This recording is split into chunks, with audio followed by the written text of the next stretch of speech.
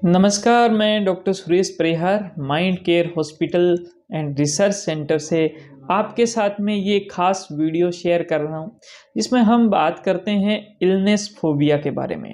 Illness phobia यानी बहुत से लोगों को ऐसा लगने लग जाता है, उनके माइंड में अपने आप ऐसे विचार आते हैं कि उनको कोई एक गंभीर बीमारी हो गई है, उस बीमारी से वो पीड़ित हैं, उस बीमारी का असर है उनका और उनके अंदर वो बीमारी है।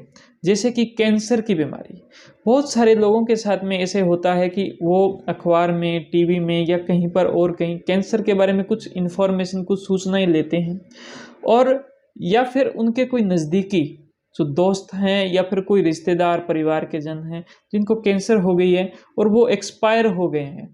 मान लो एक्सपायर होते वक्त उनके सांस में दिक्कत आने लगी थी, सांस रुकने लग गया था।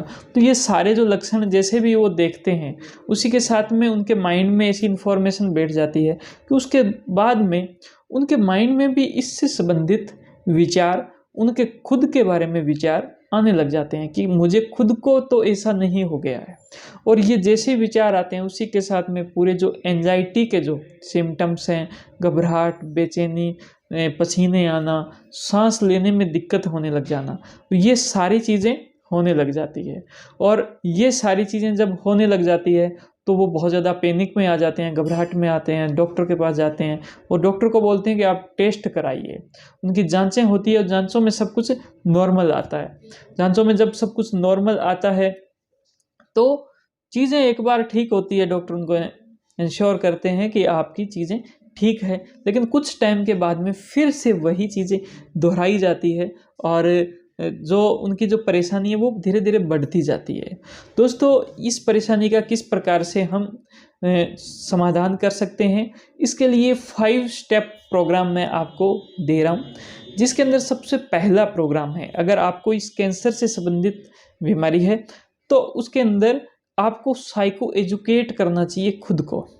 साइको एजुकेट किस प्रकार से कि आपने जैसे जानकारी ली, लेकिन कैंसर की समस्या के अंदर देखिए ये है कि अगर आपके माइंड में विचार आते हैं, उसकी वजह से चिंता होती है और उसकी वजह से आप अगर कैंसर तक पहुंच रहे हो, तो ये रास्ता अलग रास्ता है। ये रास्ता वो रास्ता नहीं है जो ओरिजिनल बीमारी के अंदर होता है। ओरिजिनल बीमारी के अंदर आपको उस बीमारी से संबंधित लक्षण आएंगे, जबकि ये जो लक्षण आ रहे हैं, ये जो रास्ता गया, ये माइंड से संबंधित लक्षण है, माइंड का रास्ता है। ये जब बीमारी होगी तो उस बीमारी का एक अलग फिनोमिना रहता है, उम्र का भी एक हिसाब किताब रहता है कि ज़्यादा उम्र के लोगों के अंदर इस प्रकार की कैंसर जो है वो ज़्यादा होती है। तो आप अगर उस एज के अंदर नहीं हो, अगर आप बिल्कुल नॉर्मल हो फिजिकली तौर पर, आपने कुछ टेस्ट कराए या आपको डॉक्टर ने भी नॉर्मली कहा है, आपके और कोई सिम्टम और साइन वो होते हैं जो डॉक्टर फील करता है, डॉक्टर जो आपसे आपके अंदर देखता है, तो वो साइन अगर ठीक है, अच्छे हैं, तो आपको बिल्कुल भी चिंता करने की कोई बात नहीं है। आपके माइंड के अंदर आने वाले विचारों से कभी भी कुछ जो है आपके अंदर ऐसा हो जाएगा, ऐसा कुछ पॉसिबल नहीं है। इस प्रकार की थिंकिंग को कहते हैं मैजिकल थिंकिंग, और ये स्टेप नंबर 2 रहता है। दोस्तों, आपको अपनी थिंकिंग के पैटर्न को पहचानना पड़ेगा। आपके माइंड में जो विचार आते हैं, उस विचार जो आते हैं, वो माइंड का काम ही है विचारों को लाना, विचारों के ऊपर सोचना, उस पर काम करना। लेकिन माइंड के अंदर विचार किसी भी प्रकार के आ सकते हैं। आपके अंदर ये भी विचार आ सकते हैं कि मैं जो हूँ वो प्रधानमंत्री बन गया हूँ, तो इससे आप प्रधानमंत्री बन नहीं जाते। उसी वक्त आपके माइंड के अंदर विचार किसी भी प्रकार के आ सकते हैं, जिसमें आपके माइंड में जो भी विचार आते हैं, अगर वो विचार काम के नहीं है, वो विचार ठीक विचार नहीं है, वो विचार लॉजिकल विचार नहीं है, यानी वो तार्किक विचार नहीं है, उन विचारों के सबूत आपको कलेक्ट नहीं हो रहे और उन विचारों के पीछे की जो कहानी है आपके साथ में क्लियर नहीं हो रही है, तो आपको उन विचारों को आने देना है, उन विचारों को जाने देना है। तो इस प्रकार से आप अपने विचारों का अगर पैटर्न बनाते हो, अगर अपनी मैजिकल थिंकिंग को पहचानते हो, तो इस बीमारी की शुरुआत को आप रोक सकते हो और स्टेप नंबर 2 यहाँ पर पूरा होता है। क्योंकि दोस्तों, विचार जैसे आएंगे और उन विचारों पर जैसे ही आप विश्वास करने लग जाओगे तो इससे आपका बिलीफ सिस्टम बन जाएगा, और बिलीफ सिस्टम की खराबी की वजह से आपके अंदर अपने आप ऐसे विचार आएंगे।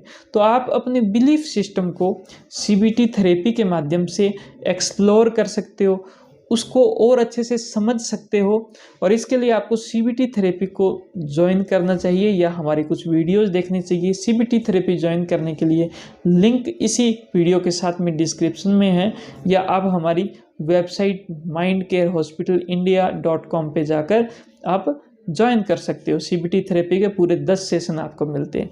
अपने बिलीफ को एक्सप्लोर करो, उसमें से रॉन्ग बिलीफ है उसको आप चेंज करो। चेंज करने के लिए आपको स्टेप नंबर 4 पे जाना पड़ेगा, जिसके लिए एक ABCDE की पूरी एक फॉर्मेट में सीट मिलती है आपको, और वो सीट के द्वारा आप आगे बढ़ते हुए अपने बिलीफ को चेंज कर लो। जैसे ही आपका बिलीफ चेंज होता है वैसे ही आपके विचारों का आना बंद हो जाएगा।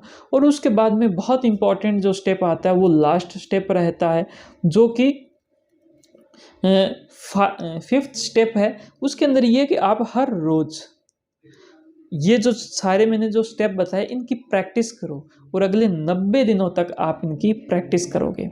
आप अगर ऐसा करते हो तो आप इस बीमारी से, इस समस्या से पूरी तरीके से आप मुक्त हो सकते हो, और आप अपने जीवन के अंदर एक आज़ादी महसूस कर सकते हो। आपका जीवन और ज़्यादा सुखद और ज़्यादा आसान हो सकता है।